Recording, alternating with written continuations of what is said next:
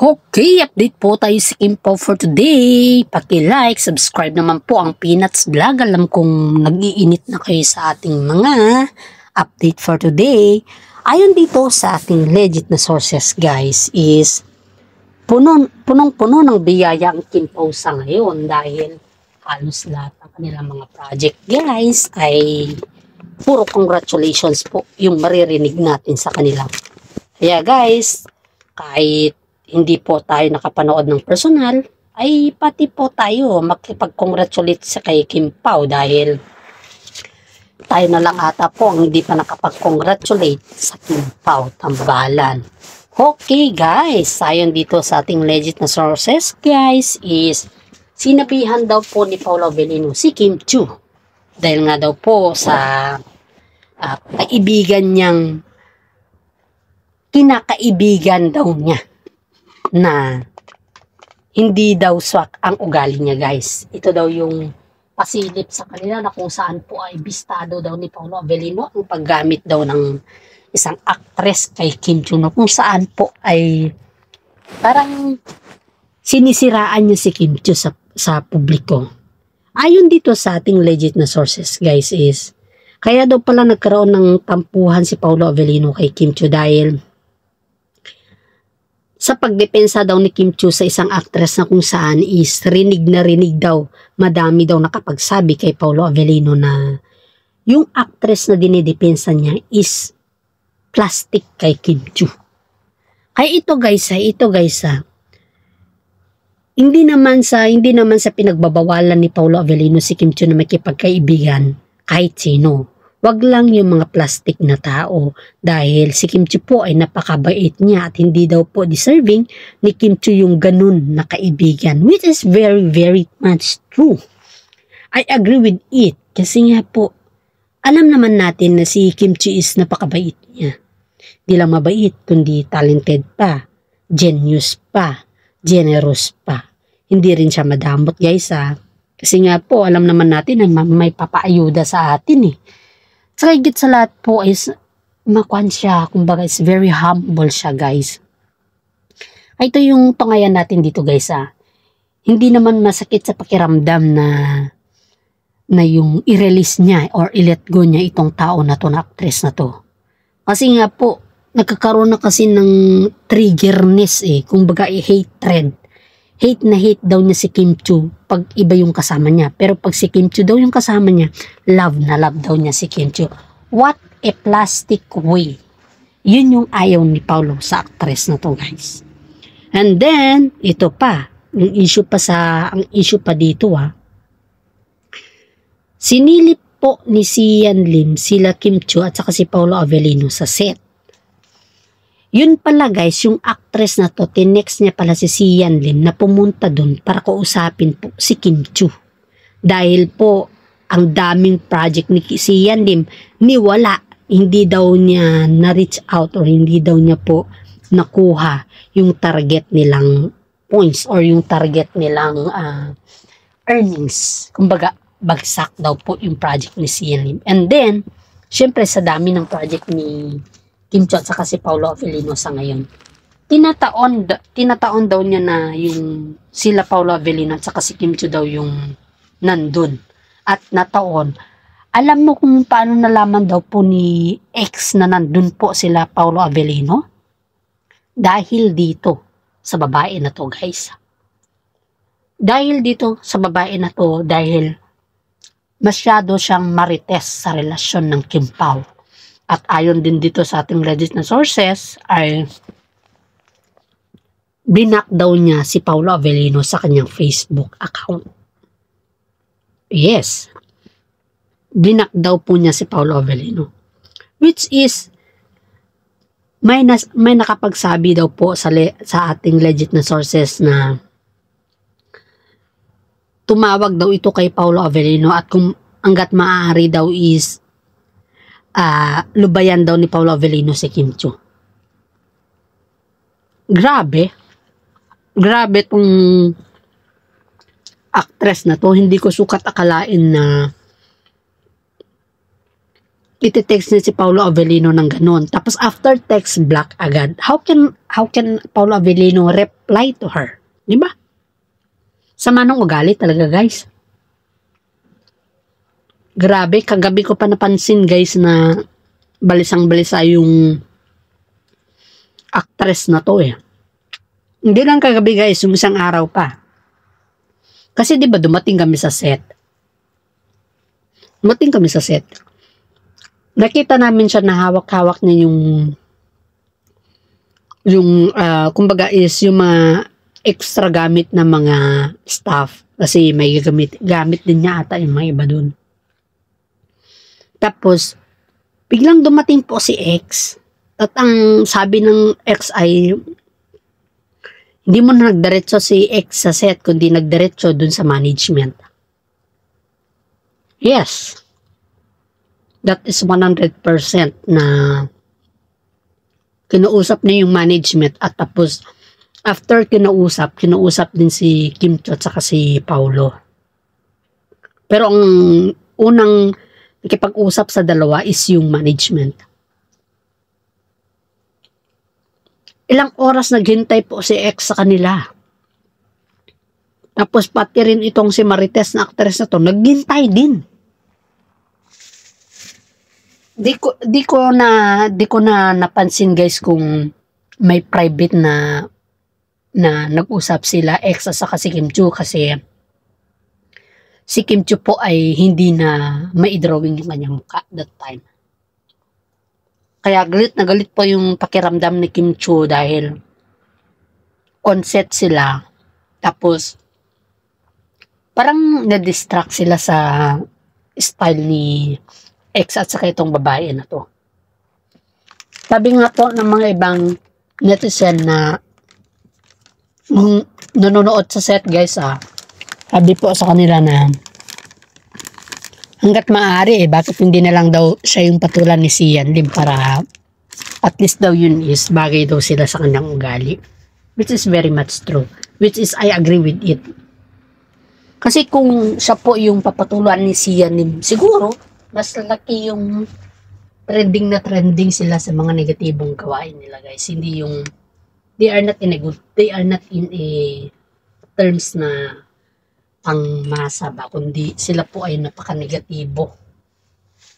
Maraming mga Pilipino po or maraming mga netizen po ang nagagalit sa mga taong ganito dahil sa kanilang kagagawan sa kapwa nilang tao. At yun po ay palagi pong iniisip ni Kim Chu na hanggat maaari ayaw daw niya madismaya yung kanyang mga fans. Alam mo, guys, sa tingin ko kay Kim Chu is kahit tinatapak-tapakan na po siya is still pa rin, she's still humble, guys. Kaya ang lakas ng kumbaga is na-appreciate ko po si Kim Chu sa lahat ng bagay dahil dito. At hindi lang po yan, guys, is talagang kitang-kita mo yung galawan ng mga ibang kasama ni Kim Chu na proud po sila kay Kim Chu dahil kahit gaano kahirap yung kanyang sitwasyon, pilit pa rin binabalik yung kanyang past at pilit pa rin ni X na nanggugulo kahit nasa set na siya. At ito namang si actress, umi-eksena din. Siyempre, ang sakit yun. Hindi ka makafocus eh.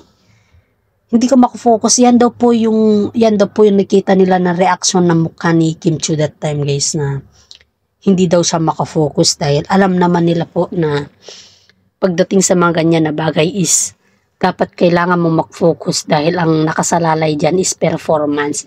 Pero that time, guys, is talagang nanginginig daw si Kim Chu ng yun, nandyan na daw po yung galit, nandyan na yung mga emotions at si Paolo Avellino daw din po is, syempre, napagod sila eh. Napagod sila. Andyan din daw po si Paolo Avellino na hindi daw niya din po alam yung kanyang ginagawa. Kasi nandyan po si X na nang didistract daw po kay Kim Chu.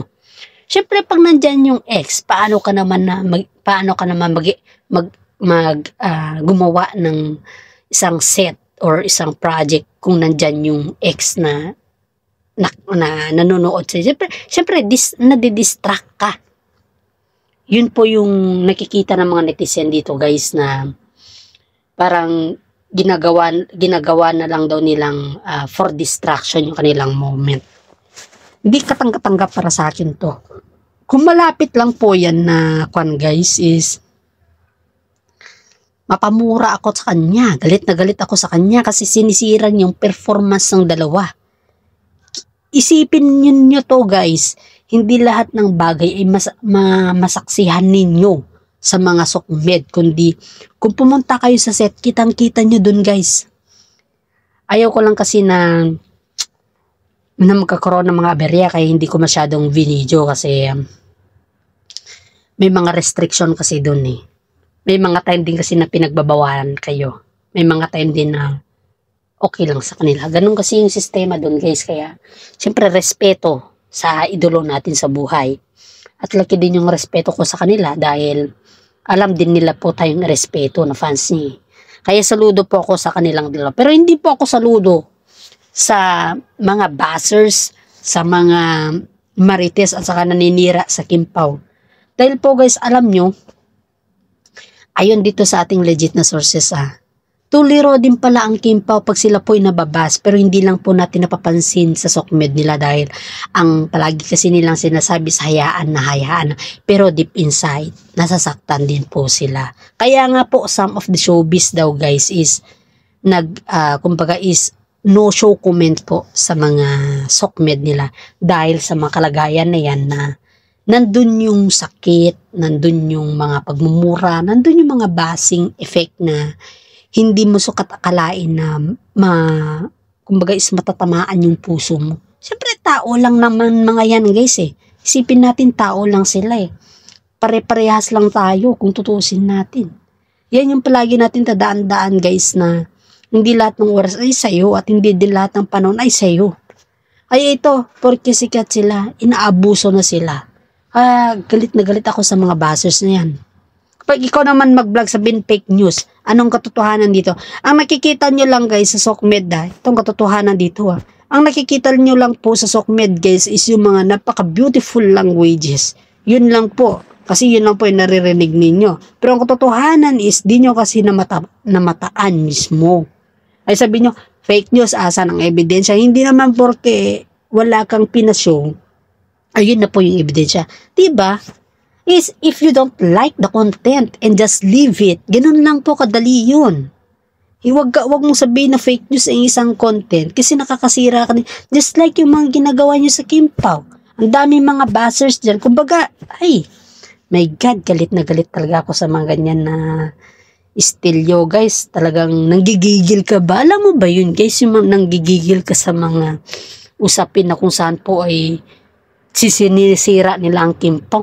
You know guys, na-appreciate ko po yung mga senior citizen dito ng mga viewers ko kasi they are commenting very nice. Nakukomment nababasa ko po yung mga comment nila na yung appreciable, yung Kim Pao forever, ganun sila. Nakikita mo po yung kasolidan nila eh. Nakikita mo po yung mga positive way of comment nila.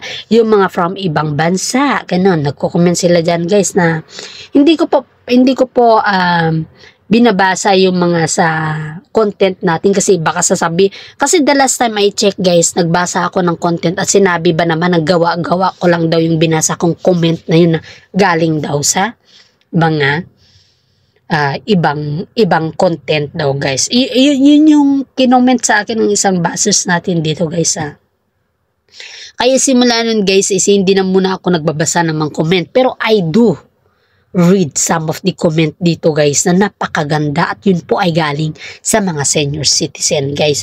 Kaya nga po saludo ako sa mga senior citizen guys na patuloy na sumusubaybay sa ating content dahil may mga time din po na kayo po yung i-raise up ko. Kayo po yung ilalapit ko kay Kim Chiu. At makikita din po si Kim Chiu in the way na ilalapit ko po kayo. Kahit fans po tayo guys, pwede po tayong mag-request. Dahil ang pagre-request naman ng bilang isang fans ay isang respeto na din po yan. Kaya wag po tayong kwan dito wag po tayong maging kumbaga is maging balanse lang po tayo dito kasi ito po ay para sa mga senior citizen na na-appreciate ko po yung mga solid Kim Pao. Paki-comment down below lang po para sa ganun po is mas marami po tayong mag-request kay Kim Chiu na makita po tayo. Makita natin po sila ng personal.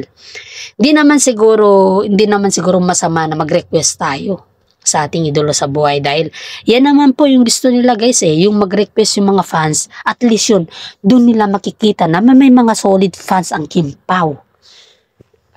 Ayon dito sa ating legit na sources guys wala pa daw binibigo ang Kim Pao na fans sa mga request nila.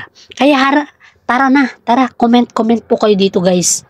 Kasi ipapabasa natin kay Kim Chiu mismo yung mga comment ninyo guys. Mag-request po tayo dito guys para makita po natin ang Kim Pao ng personal. Sa mga hindi pa po nakakakita dyan guys, please paki-comment. Para sa ganun po may request natin ng mas maaga pa. At hanggang dito na lang pong ating content. Maraming salamat at God bless po sa ating lahat.